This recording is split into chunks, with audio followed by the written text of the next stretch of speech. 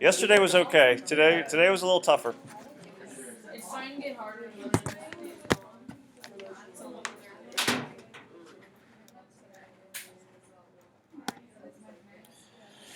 All right, so the rhetorical appeals. This is going to go back to that ethos, pathos, logos thing that we were talking about yesterday, or at least kind of introducing to you yesterday. So we'll go into more detail about what those things are. I think a lot of them you're already familiar with, or even if you don't associate it with that term, you still understand the concept behind it. For us, and I'll zoom in on this. I know it's hard to read. I just want you to see logos. For us, logos is probably the most important one. Logos is like the backbone of the argument. It's the logic behind it. It's the facts. It's the reasoning. It's not to say that persuasion, emotions, things like that are not important. They certainly are. And they can help you win arguments by all means. But the big thing for us is making sure that you do have logic. So the appeal to logic, specifically how a speech is organized and how it's presented, as opposed to the appeal to the rather than how it's going to appeal to the audience, because that's going to get more of an emotional appeal. Refer to logos as quote unquote text. You don't have to write that part down. As long as you know it's a logical appeal, you're going to be okay. I say text though because it depends upon the maybe content would be a better word. But it's really the content of your speech, the content of your argument, the content, if it's Mr. Frank's English class that Leah's going to be working on, it's the content of her essay, all right? So it's the stuff that is really going to support. It's your reasoning, it's the validity, it's really the backbone, the heartbeat of what that argument is going to be. If you get into, an emotional topic, gun control is always a big thing. There can certainly be a lot of emotions that run with a gun control argument. But the main thing that you want to be looking at is what's going to be the reasoning, the logic, the facts, that kind of stuff is going to help. Now, can both sides have valid facts? Yeah, absolutely. So it doesn't mean that just because you include logic that everyone is going to agree, but you at least understand where that person is coming from. Logics don't have to be fact-based. Can you think of other ways that you could make a logical argument about anything? It doesn't have to be like gun control. It can be like as opposed to why Cinnamon Toast Crunch is a great cereal or not a great cereal. But besides like researching facts, because when we go, okay, research stuff, the first thing that just about everyone does is grab a laptop or phone or iPad and starts going to Google and like, give me facts about blah, blah, blah, blah. What can you use besides facts that would still be logical?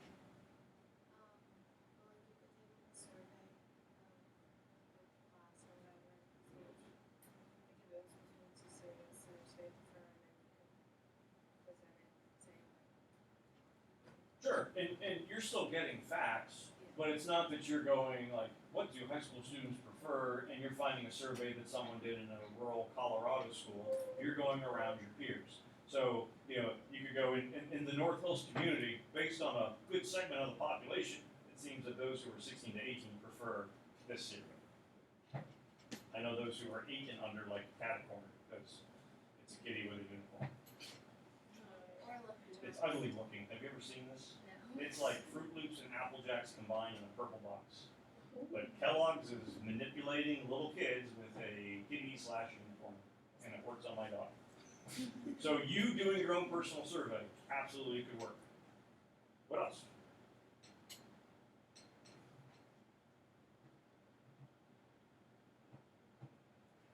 Why should you? What class did you know you were going to take junior year? Physics. Okay. Why?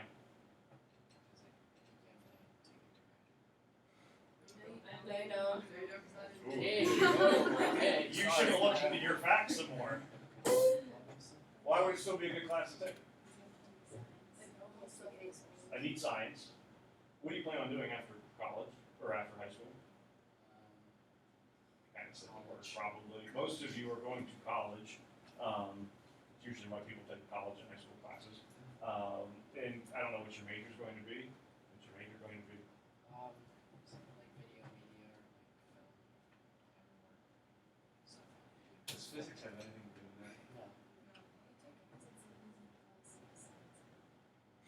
I thought Physics should was take really hard. forensic science. Yes, Yeah. forensic science is the best Forensic class. science. I love forensic How science. do you know? Because I heard from multiple seniors that graduated that it was science. Yeah, that You could I take- mean, I already have all my you could science take, like, credits, so Okay, environmental math. So Leah's heard. Take it. Zelena, did you take forensic? Yes, I did. So what is her logic? Other people's. No, yours is others. Yeah. Hers is personal experience. So personal experience, things that have happened to you, observations. You could be standing in the hallway and you see Zelena coming out of forensic science with a smile on her face. You see Josh coming out of physics with personal experience. Observations tells you people seem to be pretty happy coming out of that one. Now, if his major, it's fine that you're in physics. If his major was engineering, or maybe he'll even change it to that, he probably needs the physics at that point because it would make sense for what that career path is going to be. So, personal experience, observations, future choices, or plans that you have, those could all be reasons for a logical basis that you would be making. A person who is an avid hunter is certainly going to be more probably pro, guns. If you've had a person who, within their family, they've had a victim of gun violence, that personal experience is going to play a big part, and that could be a reason why maybe they're looking for, limitation and things like that. So experiences, your own viewpoints are a big deal, and that can go into the text. It's not just simply stuff that you can find. I think the biggest mistake that people have when it comes to arguments is they don't think about what they know or with their own ideas. You start relying on what other sources are telling you. And part of that could be my fault because I'll show you places where you can get good sources, but you certainly don't want to discount what you're able to contribute. Ethos. People confuse this one with pathos because pathos is emotional appeal. Ethos is, looking more at the speaker. Ethos is the speaker. It's essentially the credibility of the speaker. It's what you are bringing to the table. You don't have to, again, write every single thing down. As long as you're getting the nuts and bolts, you're okay. It's not necessarily the sources that you are using. It is more of what you yourself bring to the table. If you use poor sources, though, that's kind of part of what you bring to the table, and that can have a negative impact. If you use really good sources, that could also be part of what you bring to the table and have a positive impact. But it's really you.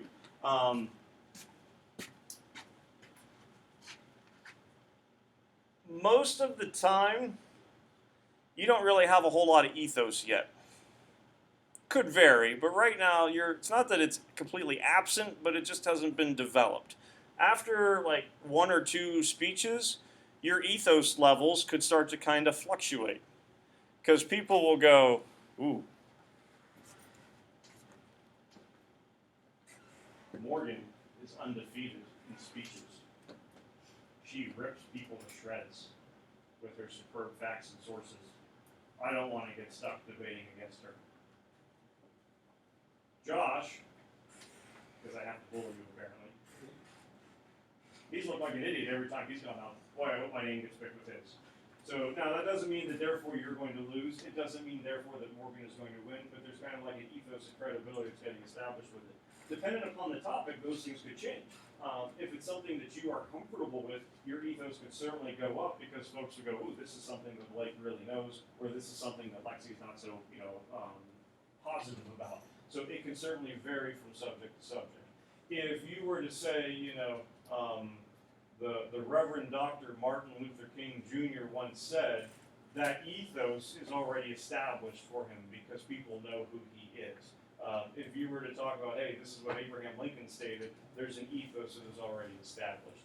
If you were to go to Boston, Massachusetts and say, English teacher Mr. Kane of North Hills, I probably don't have a whole lot of ethos there because they most likely don't know me. If Josh were to ask me about scheduling for next year, and he comes to me to ask about English classes, he can consider my ethos, my validity, my credibility to be pretty good because I teach. He's probably not going to come and ask me about should I take physics or forensic science or all that kind of stuff because he wouldn't consider that to be my sweet spot so far as what I would know. But ethos is essentially what you, as the author, ultimately bring to the table. It's kind of tough in here because we haven't really established credibility yet with anything validity, but that's something that we'll develop, throughout the course of the year. Pathos is the other one of the main three. So these are the ones that people tend to really focus on. For pathos, you're looking at how you are going to not necessarily relate, but maybe kind of connect with the audience. So pathos rests entirely with the audience because it all depends upon what their reaction is going to be. How well you connect with them, how well you're able to connect and have them understand what it is you're trying to do. You're essentially appealing through emotions. So pathos is an emotional appeal. Pathos can be tricky. Think of a situation where a person tells a joke and he or she just starts laughing all the time. It doesn't have to be you. It could be anyone.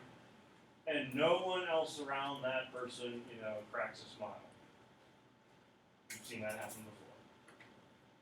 That would be poor pathos. The intended connection, the intended emotional appeal did not work. At the same time, you could have a person who's yelling and screaming because they're really upset, and then what does the audience start to do? That didn't work. The pathos, it did not connect. The intended reaction that you wanted was not there. If the person is yelling and screaming at you, and you start crying, it probably did work at that point because the intended reaction is there. Pathos is very effective. It's an emotional appeal. It's dangerous because it's also very persuasive and manipulative. If you have limited logos and you're all pathos, that tends to wear off after a while because the person starts to realize, well, there's not really any content or evidence to this. They're just trying to make me happy, sad, angry, laugh, things like that. But pathos is really good for an opening. It's really good for closing if you can blend it with effective logic, because if we can get Sophia to laugh and smile and then listen and be more intent with it, and then at the end start to have a tear coming down her cheek because she's so moved, then that means Paige has done an effective job. If her head's down and there's a little pool of saliva on her desk, probably not as effective as at that time. That won't be your speech. We all know that'll be. You're learning, Josh. You're like isolated today. You're in your own little. I'm not mad at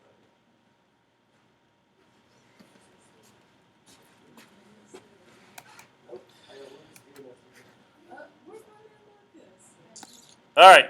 Here's the two that I think you're probably not all that familiar with. Kairos.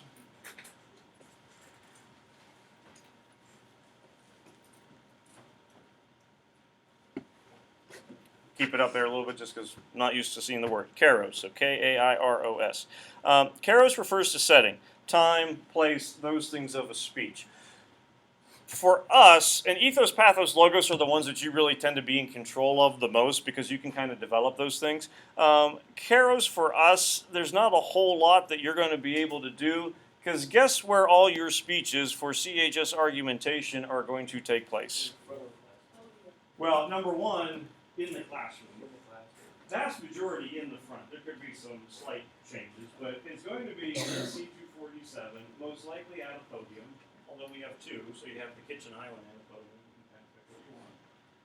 What's the time going to be? Yeah, it's going to be second period, so it's going to be sometime between, we started 8:22 to 9:02. So there are times and places, where some arguments are more appropriate than others. You might go to say something and someone might go, yeah, now's not the time or the place for it. They're really talking about Kairos. So for us, there's not a whole lot that you can kind of do. If you need to have a discussion with mom and dad about, extending your curfew or something like that, you kind of know, now's not the time, I'll do that a little bit later. If Martin Luther King Jr., probably his most famous speech would be, I Have a Dream. So it's in August 1963, March on Washington. This is a pretty good example of how Kairos can be effective.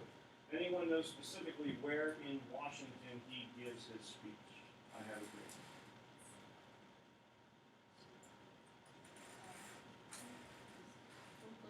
Phone a friend? He's in front of the Lincoln Memorial. What's the Lincoln Memorial look like? Lincoln. Good answer. The Mall. That's what The Mall. So the Mall in Washington is where like not all, but a lot of the big monuments would be. And so he's in front of the Lincoln Memorial. Basically, it's Abraham Lincoln sitting in, a lazy boy of granite or limestone, whatever. But they gave Lincoln. Anyone know the opening lines to his speech? Because it's not "I have a dream." He saves that for the end. Hello. Nope. Lincoln is everything. He goes 5 ago.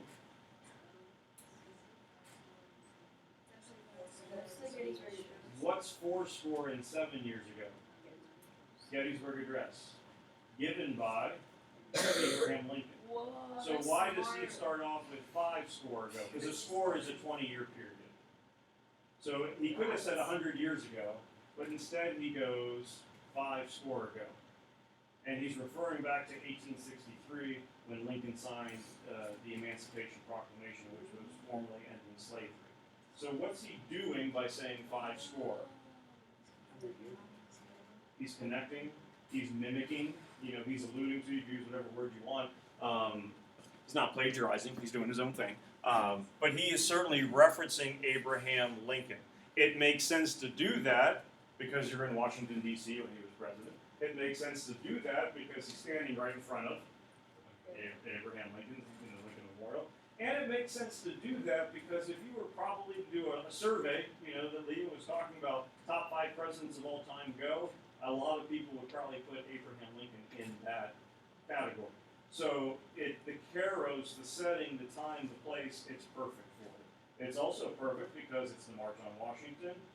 Basically right now the main part of the civil rights movement, and he's talking about equality and trying to change things. So he starts with the past, and then he ends the speech by going with, "I have a dream," where he's going to talk about the future. So his kairos, his setting, was pretty good for what he was trying to do for that speech. And the last one is going to be telos.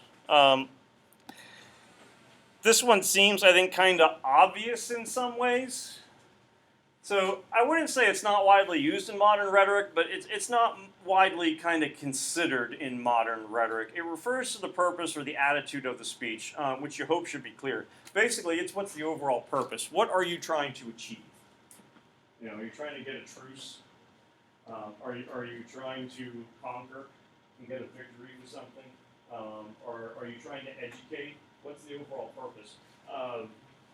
If you are debating against someone, regardless of who it is, most people want to win. It's competitive. One person versus another person. So there's a difference between giving a speech or a debate where the purpose is to win, as opposed to the purpose is to inform or educate. I mentioned gun control earlier. Maybe you have large parts of the population, within the room that are kind of on the fence. I don't know if I'm in favor of stricter gun control laws or codes or kind of keeping it as is. So, Blake comes up, Zelena comes up, have a debate. They perform for us.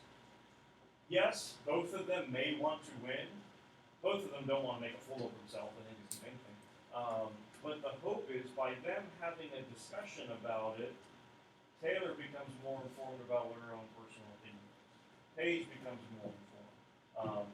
The Lexi twins become more informed about, we're definitely changing seats next week because this is getting nuts. Josh, maybe your island time is coming to an end over there this week.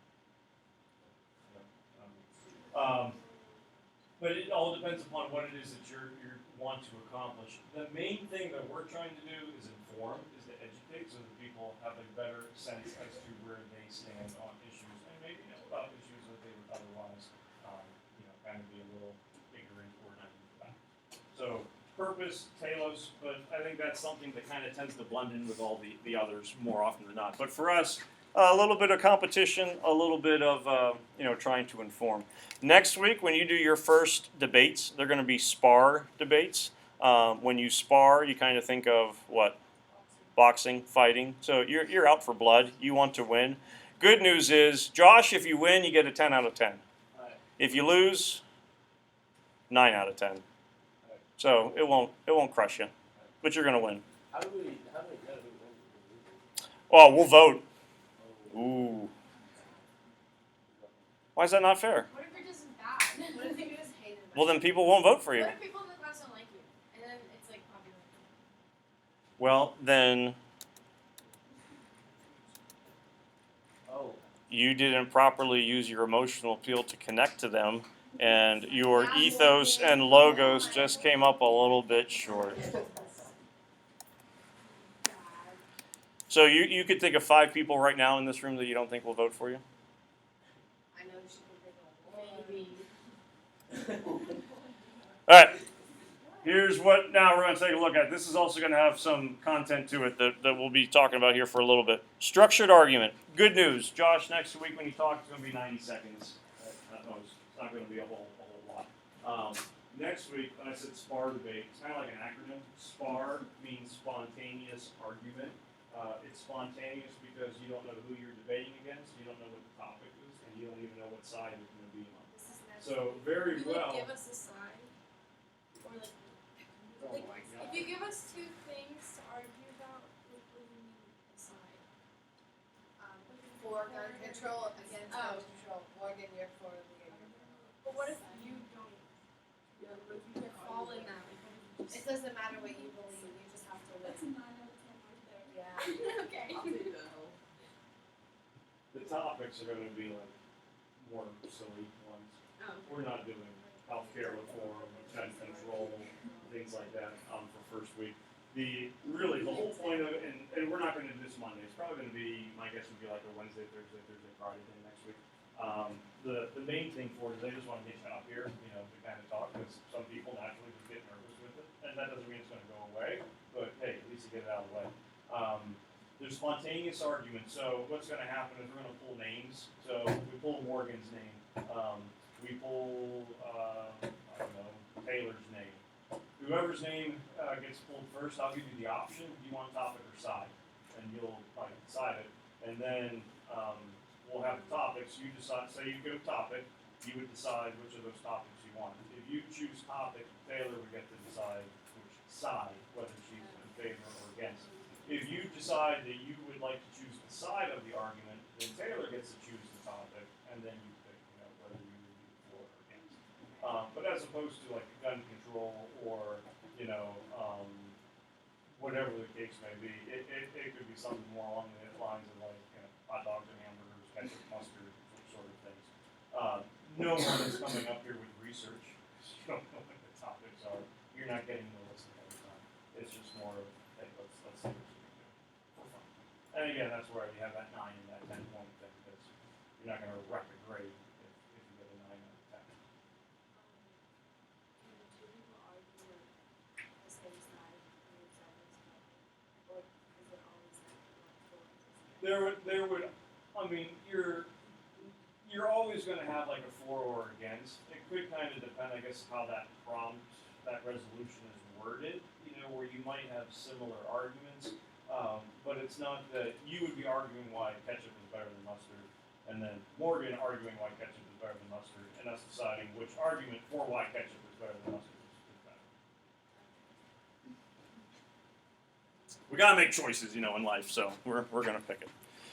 All right, so Aristotle came up with a not only like the purposes, the logical appeals and whatnot, or the different appeals to rhetoric, but also a way that you should go about doing it. This seems like common sense, hopefully, and it should. At the same time, it is kind of like the simplest things that people will skim over and not always focus upon, that could really kind of cause them to lose a little bit. Introduction.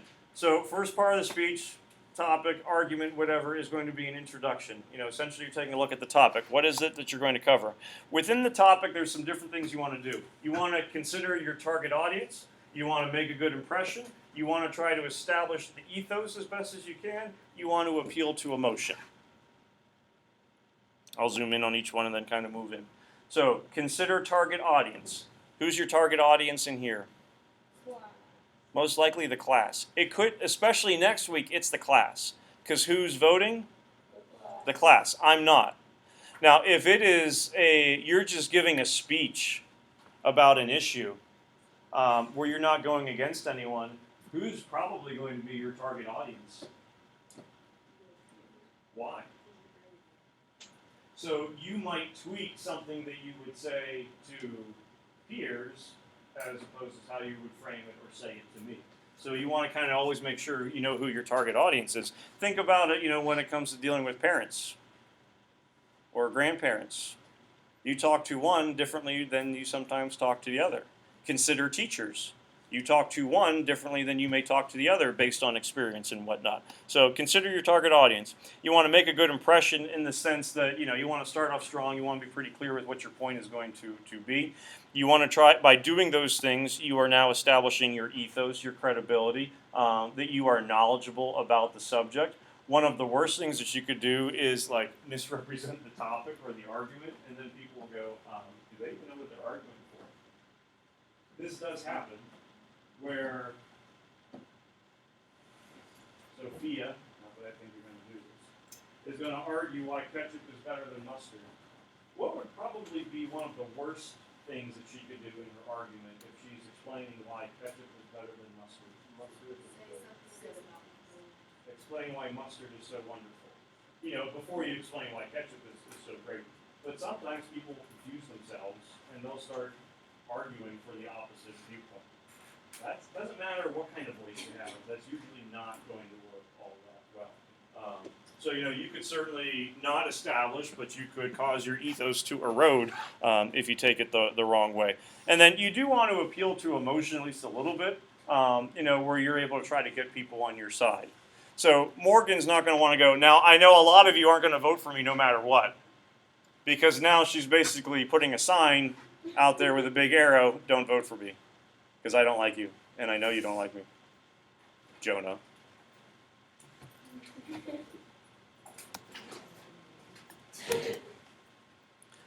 Then you get to the statement. This is still kind of part of the introduction. I put thesis statement because this is what you would probably most closely associate it with, when it comes to writing essay or something like that. Surprisingly, people do not always state their viewpoint. They just get into their argument. You want to be clear as to what you are in favor for. So I'm going to debate why ketchup. Actually, I'd go mustard. I think I would take mustard over ketchup. I would be that much. I hope that's not one of the things because people are not mustard. I don't put mustard on fries, but I don't put ketchup on fries. I don't. The all-American meal is a hot dog.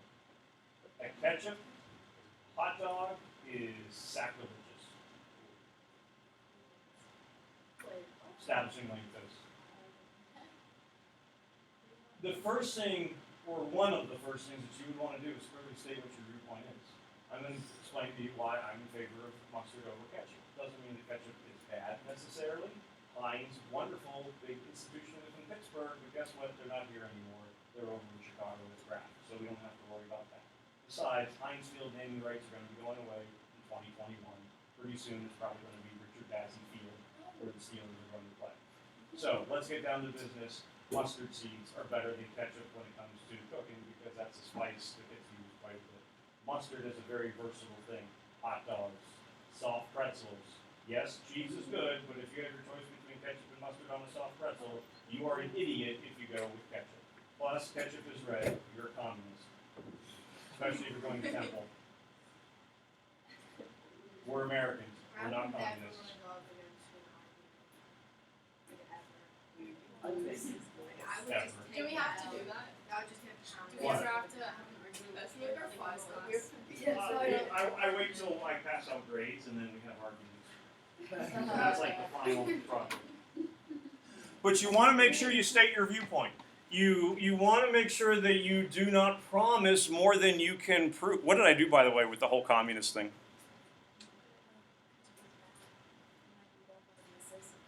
Was there any logic to it? None. It was all what?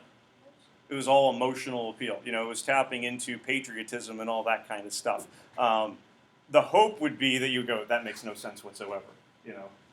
But depending upon your target audience, you may not always realize that. And so things might work the first week, but it may not work the third week or the fourth week.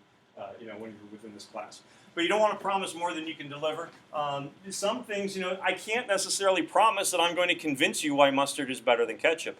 But I can certainly explain to you why I think mustard should strongly be considered as an equal, if not better, condiment than ketchup. But I can't promise that all 100% are going to want to have mustard instead of it. Is it debatable? Is it something that actually can be debated? Can you think of any topics that can't be debated? Yeah, you're probably right. You'll certainly have arguments for it, but when you're taking a look at like different eras, that's really hard to prove. If you were to do something, like Zelena has more school spirit than Sophia, Yeah, right. how do you go about proving something like that? There's not really any kind of tangible evidence to it. Some things could be, and then we'll get to you in a second about. Some things might not be debatable. When I give Leah her final grade and she wants to come up and do the argument for it, I'm like, Leah, you can say whatever you want, but it is what it is. It's not really debatable. You can state a viewpoint, but that doesn't mean that other points could necessarily be considered.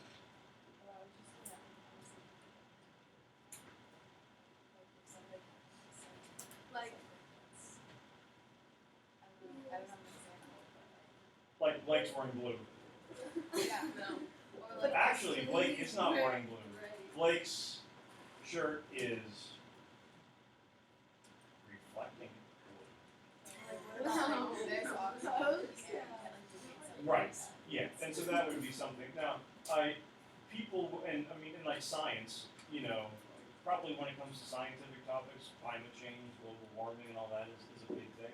There certainly are debatable elements to it. The big debate used to be, is there climate change occurring? I think most people have kind of decided, yes, there is. There always is. What is debatable? What should we do? What can we do? Or what changes should be made so far as companies and CO2 emissions and that kind of stuff. So there's probably still some kind of debatable aspect to it, but yeah, if you want to debate that there's hydrogen and oxygen and water, I'm not really going to take that one up with you because I would concede, yeah, I think it does work. And really, that would be something where you would hope that people would recognize, not in here, but just in general, there's no point to do that. It's not dynamic enough. Something could be debatable, but it might not be dynamic enough where we're interested in it. That happens too. Did you have? You said God? Yeah. They're especially when you come to philosophical, spiritual aspects, those are things that you're going to have a difficult time proving, where people want empirical evidence. Probably depends who you're talking to, though, when it comes to a target audience. If you're dealing with a religious audience, you're not going to have a whole lot of pushback. If you're in a room of atheists, you're going to have a lot of pushback. But yeah, that's something that most folks would go, you can't scientifically, empirically prove yes or no.